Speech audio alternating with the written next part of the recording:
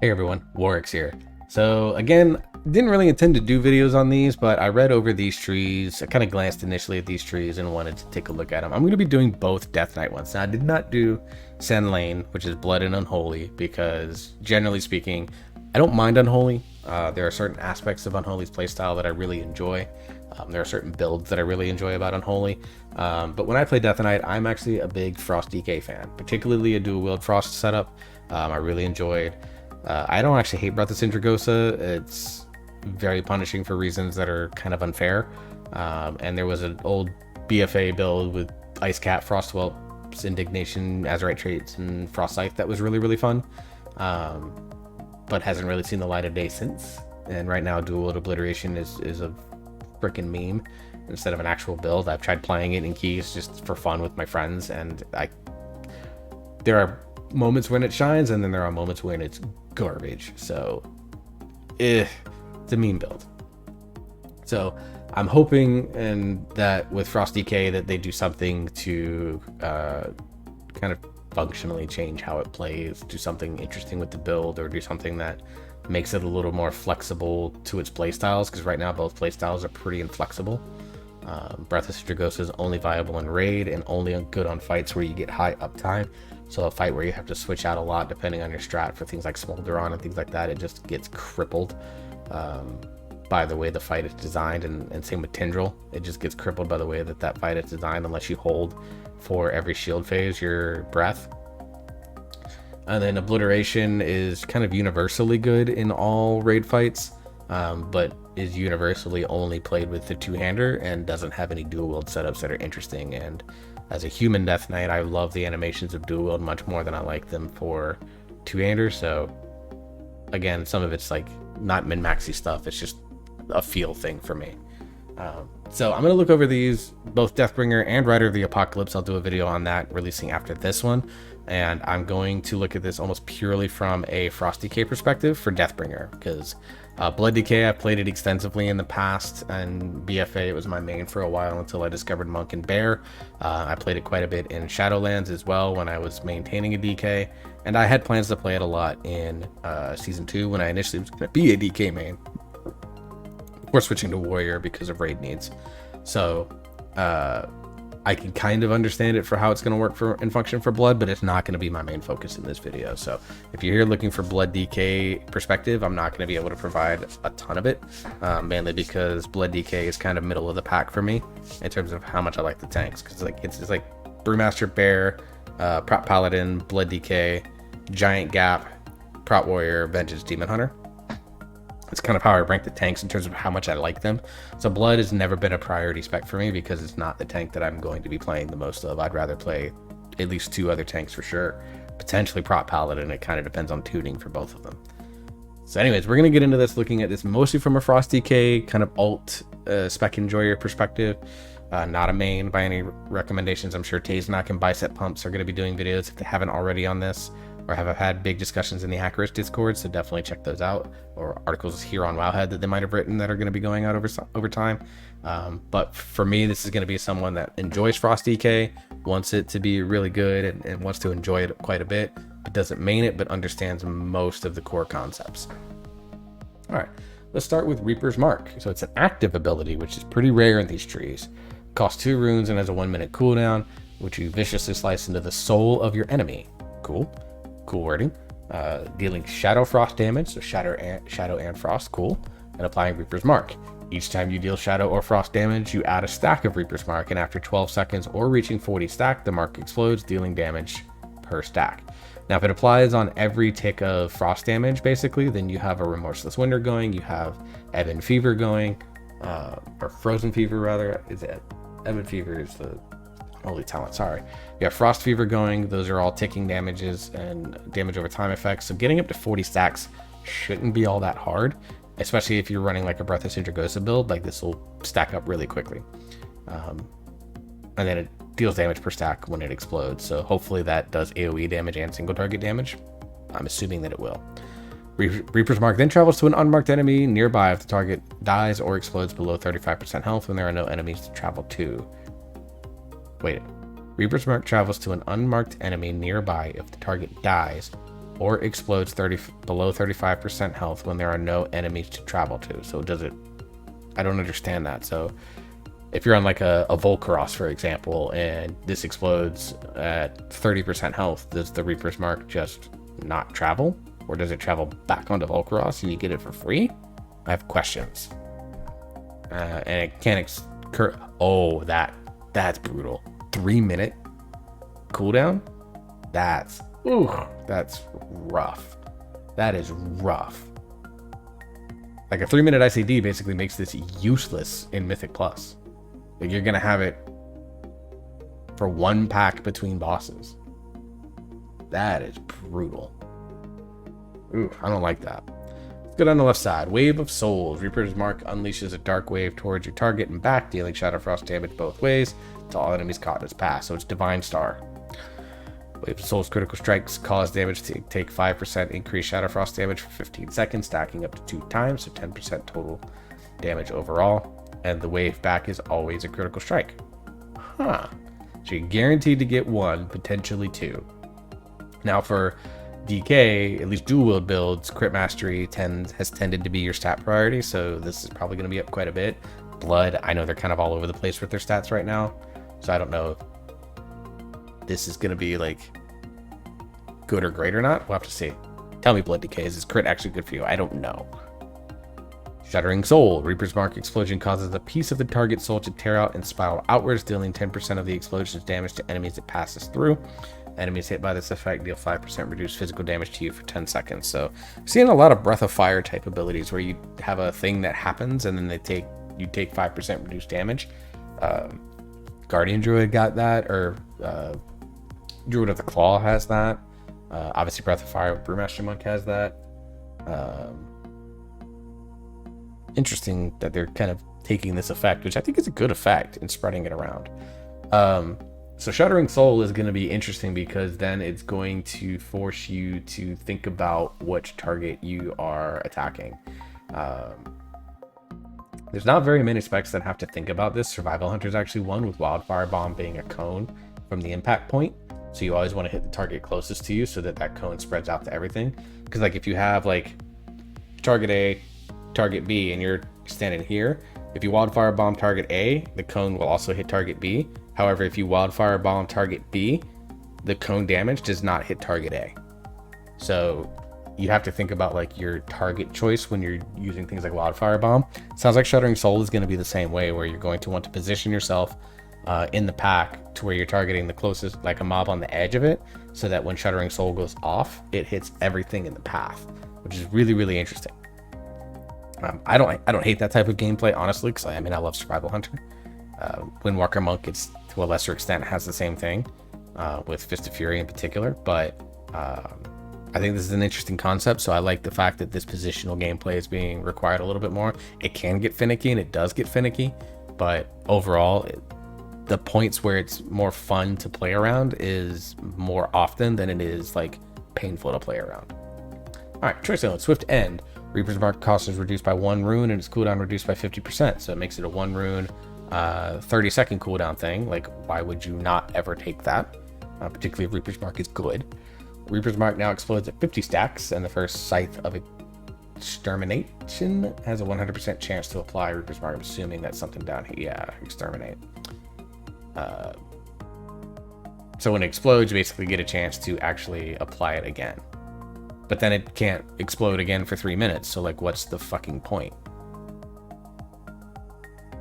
Like, I don't understand that. Like, that to me, like, reapplying Reaper's Mark doesn't feel good because it has that 3-minute ICD on exploding again. So I think you always take Swift End just so that you can have it up more often and get the damage out of it, rather than this painful death talent, which feels like it's pretty lame. Blood Fever. Your Blood Plague has a 30% chance to deal damages. Has a chance to deal 30% increased damage in Shadow Frost, so it just sounds like a take will proc and do Shadow Frost damage versus straight Shadow. Same thing with Frost and Frost Fever. Meh, whatever. Reaper's Mark Explosions deals up to 30% increased damage based on your target's missing health and applies Soul Reaper to targets below 35% health. So do you have to have Soul Reaper targeted? Because I know, like, There are certain builds for both specs where you run Soul Reaper, but getting the like it doesn't do if it does it do the initial damage and then also the dot aspect of it, or does it just do the dot aspect of Soul Reaper? Again, mechanical question. Depending on the answer, it impacts how good this is. Because if it does the initial damage and then great. If it only does the dot damage, then it's a little less useful, but it does do it does proc like for Unholy it procs your rune regeneration. So like if it does for Frost, that's good. More obliterates. All right, Dark Talons. When Icy Talons is active, so anyone not aware, Icy Talons basically is a buff that when you spend runic power, you get a stack of Icy Talons that increases your attack speed, and it stacks up to 3 times, and it's 2% per. So you get 6% attack speed, which for 200 builds is really important, but even for Breath of Sindragosa builds, because you run a runic attenuation where you get a chance to get 3 RP when you auto attack, having that extra auto attack speed plus Rune of Hysteria is like a really nice way to manage your RP economy in a really effective way. So while you have this active, then you're getting Shadow Frost damage, which plays into your Reaper's Mark needing Shadow Frost damage. It could potentially, it potentially works with Shuddering Souls. So like, yeah, that's pretty good. For Blood, you also will get Marrow Rend and Heart Strike. Have a 20% chance to increase the maximum stacks of Icy Talons by 1 up to 2 times. So you can get it up to 5 times, which if you get the bonus of it, you're talking now 10% attack speed. Potentially maxing it out. That's really good. It being on Marrow Rend is kind of bad because my understanding is Blood doesn't really hit Marrow Rend all that often right now. But it being on Heart Strike is good. And then consuming Killing Machine or Rhyme does the same thing. Now that's actually pretty good for Frost because you're consuming a ton of Killing Machines and a ton of Rhymes, particularly in Obliteration builds where during Pillar of Frost, like you will constantly have Killing Machines and Rhymes going. So it's very good there. And then getting, again, the increased attack speed is going to be nice. So I think Dark Talons is good for Frost. Blood with Heart Strike, it's fine. Marrow Rend feels kind of bad, but I don't know what else you would put it on. Wither Away. Blood Plague deals its damage in half the duration, and the second Scythe of Exterminate applies Blood Plague. I'm assuming, again, we're going to talk about Exterminate here in just a second, so I'm going to hold judgment on Wither Away until I know. It's the same thing with Frost Fever. On the surface, I think for Frost, Dark Talons is just better because you're constantly consuming Killing Machine and Rhymes. But it kind of depends on how good Exterminate is. We'll look at it in just a second. Bind in Darkness. Shadow Frost damage applies double stacks to Reaper's Mark and quadruple stacks when it is a critical strike.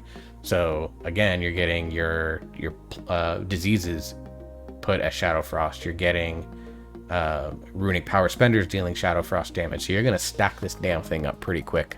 But again, that 3-minute ICD just hurts to look at. So you'd be able to get the 40 stacks very quickly. And then Blood Boil and Rhyme and Powered Howling Blast dealing Shadow Frost damage is just going to continue to do that. Like this just makes it so that you're going to very quickly burn a Reaper's Mark. Like you're going to apply it, like it'd be a situation where I imagine you're going to apply it right at the beginning of a fight and then go into your normal rotation, and you're going to burn it probably by the end of your first cooldown, like this with Frost at least.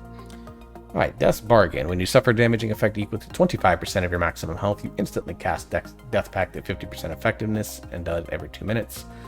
Death Pact can be really, really large absorb shield, so getting even half of that is still pretty good. And then getting a 5-second reduction on Death Pact itself, like you can talent Death Pact to get that and then also get this. It means you're going to have to really know kind of like your health situation and how much damage intake you're going to be taking in raid situations, but not a bad defensive. A big absorb shield is never a bad thing, and DKs have a bunch of them with Death Pact, AMZ, and AMS. Rune Carved Plate, cool name. Each rune spent reduces the magic damage you take by 2%, and each rune generated reduces the physical damage you take by 2% for 5 seconds up to 5 times. I actually really like this for Frost because Obliterate costs 2 runes and it's a main source of your damage. And then you get full rune regeneration based off of your runic empowerment thing. So I think this is pretty good for blood, this feels less bad because you don't really have like a runic corruption or a runic empowerment where you gain runes back just by doing stuff. So I think this feels pretty bad for blood. You probably will run Death's Bargain just because anytime you can get a fat fucking absorb shield on top of your mastery, on top of your AMS, like blood's gonna have a situation where they will have just absorb shield out the wazoo, which means you probably have to track your absorbs depending on if they don't stack on top of each other. That could be pretty bad. But rune carved plates for frost I think is actually really good because you get a lot of rune regen, particularly for Breath of Sindragosa builds, because like the way runic empowerment works is that for every rune or every time you spend RP, I think there's a number behind it, it's like 15 or 10 or something like that, but every time you spend RP you have a chance to regenerate a full rune that's on cooldown. So during Breath of Sindragosa windows in particular, like if you high roll your rune regeneration, like you're gonna stack that up very quickly. And then because you're spending a bunch of runes on Obliterate trying to keep your Breath of Sindragosa going as long as humanly possible, you're getting the magic damage and the physical damage. Your 10% magic and physical damage reduction is big. So I think rune carved plates for frost, really, really good. I think Death's Bargain for blood will be really good. Death's Messenger reduces the cooldowns of Lichborn and Raised Dead by 30 seconds. So the reduced CDR on Lichborn is cool. Because there are builds where you take it and it's like a short 20% DR, so it's a good defensive cooldown for both specs, and obviously it breaks fears, so things like Razan Fear you just don't fucking care about. Raised Dead, kind of okay, like it's not a permanent thing like it is for Unholy, so it's more of an offensive cooldown, so the fact that you have that is probably okay. I don't think it's great, not bad, but it's not great. And then Expelling Shield. When an enemy deals direct damage to your anti-magic shell, their cast speed is reduced by 10% for 6 seconds. That potentially is actually going to be really good in Mythic Plus because you have a bunch of caster mobs. If a cast goes off, for example, a Wildfire cast, or you get cleaved or meleeed by a mob that hits you with your AMS, all of a sudden they're going into a big cast. You're getting, an extra half second to potentially kick it. Like that can be pretty big. So I think Expelling Shield might be good in Mythic Plus. Raid, I think you're generally going to take Death's Messenger, especially if you have Lichborn DR. All right, let's look at Exterminate because there's been a couple talents that mention this reference. So after Reaper's Mark explodes, your next Marrowrend or Obliterate costs no runes and summons 2 scythes to strike your enemy. The first scythe strikes your target for physical damage and has a 15% chance to reapply Reaper's Mark. And the second scythe strikes all damage enemies around your target for Shadow Frost damage. Okay, so something like Painful Death now is going to potentially be a little bit better now. But again, my concern is that we're talking about reapplying Reaper's Mark, but then it can't do the explosion. Hang on, have I been misreading this the whole time? I've probably been misreading this the whole time. So when it says this explosion cannot occur on a target again for 3 minutes, like, say you're in a single target fight, you pop Reaper's Mark 20 seconds into the fight, it can't travel.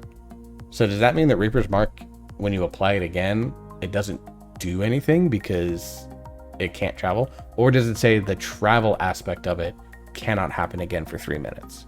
Because if it's just the travel aspect of it not applying for 3 minutes, then this isn't nearly as gory as I think it is.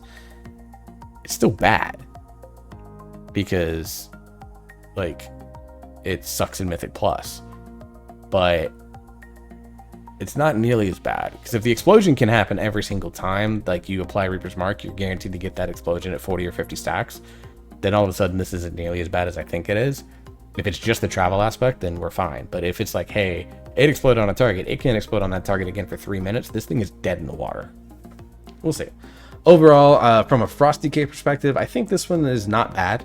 There's some pretty decent synergies with it. I probably need to just do some research functionally on how Reaper's Mark works. But I like some things like Shuddering Soul. Having that positional requirement on it is really cool. For Frost Decay, it doesn't lean any way towards favoring a Breath of Sindragosa or Obliteration build because you're having this active ability. at the beginning, and the entire tree builds off of this active ability. So it doesn't favor a build, which I think is pretty smart. So it's going to come down to just what they decide to do with the specs in the tree themselves that makes it decide whether or not you're going to play the build that you want to play. Again, ideally, I'd love to play dual builds as much as humanly possible, but, you know, current state, that only one's viable in raid only. It's not really a Mythic Plus build unless you're just memeing around. If you're serious about being a DK in Mythic Plus, you have to play two-hander right now, especially with Fearloth, which, I don't care about it. I don't want it, actually. Not even for the Mog, because I think the Mog's kind of ugly. Hot take. Anyways, so everything building off of Reaper's Mark is fine. So I just need to probably take some time and learn how Reaper's Mark does. I'll go digging around Acurus and seeing if there's any blue posts on it that clarify any questions, things like that. So overall, I'd say this is probably a 7 out of 10. I think it's fine for Frosty K. For Blood, I don't know. I'd probably say around the same.